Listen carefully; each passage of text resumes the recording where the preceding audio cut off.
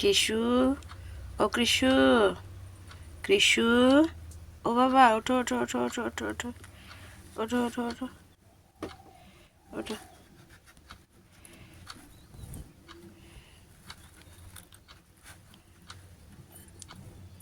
Good morning বাচ্চা, good morning.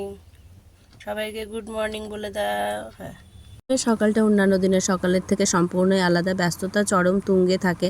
আমার যেহেতু 8:30টায় বেরোনো থাকে, আজকে তো আমি প্রচণ্ড টেনশনে ছিলাম যে 6:30 বেজে গেছে, এখনও কেন ফুল নিয়ে আসছে না। গতকাল রাতে প্রচুর বৃষ্টি হয়েছিল। তো যাই হোক, দাদাটা টাইম মতো এসেছে ফুল দিতে। আর আমি এদিকে বসিয়ে নিয়েছি ভাত, তার সাথে করে নিচ্ছি চা। কাজের দিদিকে আমাকে চা দিতে হবে, সে বেরিয়ে যাবে আরও একটা বাড়িতে। তো তার জন্য আমি চা আর রুটি রেডি করে তাকে এখন দিয়ে দেব। এরপরেই চলে যাব ঠাকুর ঘরে। এরা কাল থেকে সকাল সকাল আসবা। চাটা খাবো। চাটা খাও। ধরো ধরো ধরো ধরো আগে।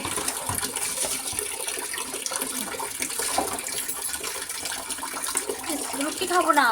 বেশ চাটা নাও, দিয়ে ওটা ইয়েকে দিয়ে দিও। আমি তো খাবো না, আমি রুটি। মা লক্ষ্মী স্নান হয়ে যাওয়ার পর এখন শিশুকে স্নান করাচ্ছি, আর ভাবছি আলপনাটা দিলে কি খুব ক্ষতি হতো। তারপর আবার মনে পড়লো আজকে সময়টা অনেকটাই চলে গেছে, আলপনা দিতে গেলে আরও দেরি হয়ে যাবে। সত্যি কথা বলতে ছুটির সময় ছাড়া একদমই লক্ষ্মীবাড়ির পুজোটা ঠিকঠাক করে উঠতে পারি না, অন্যান্য দিনের মতো দায়সারাই হয়ে যায়। এদিকে দেখো বাবু স্নান হয়ে গেছে, ভালো করে মুছিয়ে নিচ্ছি, কারণ ঠান্ডা পড়ছে, গায়ে যদি জল লেগে থাকে তাহলে ঠান্ডা লেগে যাবে। খুব সুন্দর করে সাজিয়ে নিয়েছি দেখো, আর তার সাথে দিয়ে দিয়েছি তুলসী পাতা আর ওর পছন্দের ফুল। আমার পুজো একদম শেষের পথে, করে নিলাম আরতি, সাথে বাবুকে দিলাম একটু ধূপের ধোঁয়া, কারণ বাবু ধূপের ধোঁয়া নিতে খুব ভালোবাসে। আজকের পুজো এখানে শেষ করে চলে এলাম সোজা রান্নাঘরে। এসে পোস্তকে একটু ড্রাই রোস্ট করে নিচ্ছি, কারণ আমার আজকে পোস্ত বাটা খেতে খুব ইচ্ছে করছে। তার সাথে আজকে সকালের খাবারে ছিল আমার পেঁপে সেদ্ধ, ডিমের ভুজিয়া, পোস্ত বাটা, আর সাথে ছিল মসুরের ডাল, যেটাকে আমি টোটালি স্কিপ করে গেছি। সকাল সকাল এই সেদ্ধ সেদ্ধ খাবারটা পেটেও থাকে, প্লাস খেয়ে তৃপ্তিও আমি পাই। তো অবশেষে পৌঁছে গেলাম বহরমপুরের ঠিক 10টা বাজে ঘড়িতে এখন। এরপরে আবার আমাকে অটো ধরতে হবে, আর এরই ফাঁকে চলে এসেছি টিফিন নেওয়ার জন্য। সকালে এতটাই ব্যস্ত ছিলাম যে নিজের টিফিনটুকু বানানোর সময় আমার হয়নি। এই সিচুয়েশান আমার এখন আরও কিছুদিন চলবে, যতদিন মানে যত শীত পড়বে তত আমার ব্যস্ততা বাড়বে, প্লাস সময়ের সাথে আমি পেরে উঠবো না।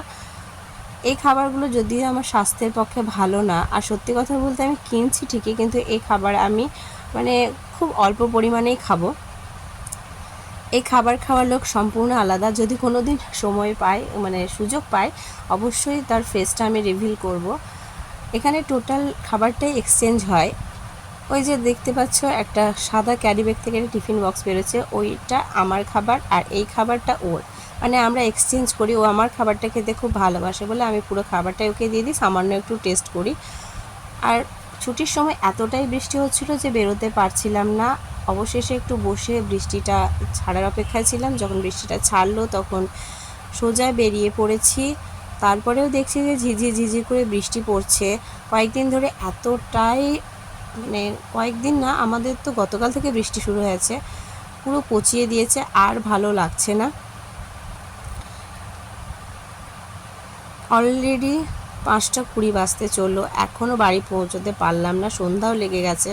আর এরই ফাঁকে গাড়ি ঢুকেছে পেট্রোল পাম্পে তেল নিতে, আবার আমার বাজারও করার আছে। তো ঝটপট আমি একটু সবজি বাজার সেরে নিচ্ছি। আমাদের এখানে সকাল সন্ধ্যা সবসময় বাজার বসে, আর টাটকা টাটকা সবজি দেখলে আমার সত্যিই কিনতে খুব লোভ হয়। তো আমার যা যা পছন্দ হলো আমি সেগুলো নিয়ে নিয়েছি, আর এখন চলে যাব বাড়ি। তো এই ছিল আজকে আমার মিনি ব্লগ। যদি ভালো লাগে অবশ্যই লাইক কমেন্ট শেয়ার দিয়ে পাশে থাকবেন বা থেকো। আবারও দেখা হবে সম্পূর্ণ নতুন ভিডিও নিয়ে অন্য দিন। আজকের মতো বাই।